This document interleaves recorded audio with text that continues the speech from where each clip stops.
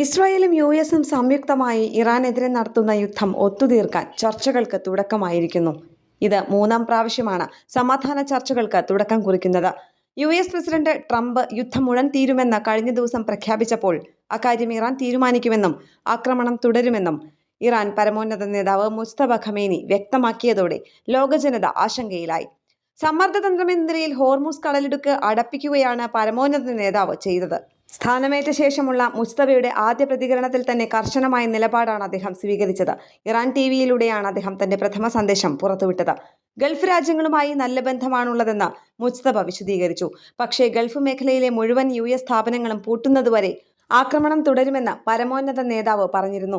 എന്നാൽ 2 ദിവസം മുൻപ് പറഞ്ഞ നിലപാടിൽ നിന്ന് ഇറാൻ പരമോന്നത നേതാവ് ഇപ്പോൾ അല്പം അയവ് വരുത്തിയിട്ടുണ്ട്. യുദ്ധം നിർത്താൻ ചില ഉപാധികൾ മുന്നോട്ട് വെച്ചത് പുതിയ സമാധാന നീക്കങ്ങൾക്ക് പച്ചക്കൊടിയായി. യുദ്ധം നിർത്താൻ ഏതാനും വ്യവസ്ഥകൾ മുന്നോട്ട് വെച്ചത് ഇറാൻ പ്രസിഡന്റ് മസൂദ് പെസഷ്കിയാനാണ്. ടെഹ്റാന്റെ നിയമാനുസൃതമായ അവകാശങ്ങൾ അംഗീകരിക്കുക എന്നത് അവരുടെ പ്രധാന ആവശ്യമാണ്.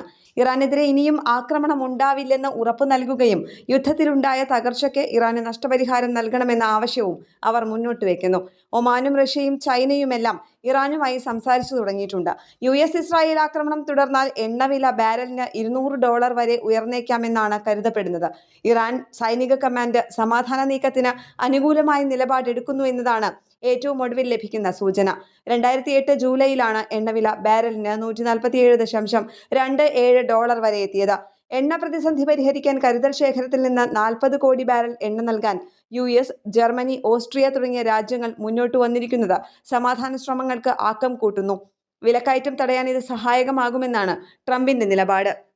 ഇറാന്റെ ആക്രമണത്തിൽ ഇതുവരെ 19 ചരക്ക് കപ്പലുകളാണ് തകർന്നത്. ഏറ്റവും ഒടുവിൽ ഇന്ത്യൻ പ്രധാനമന്ത്രിയും വിദേശകാര്യമന്ത്രിയും ഇറാൻ വിദേശകാര്യമന്ത്രിയുമായി സംസാരിക്കുകയും സമാധാനത്തിനായി മുന്നോട്ട് വരണമെന്ന് ആവശ്യപ്പെട്ടതായും സൂചനകളുണ്ട്.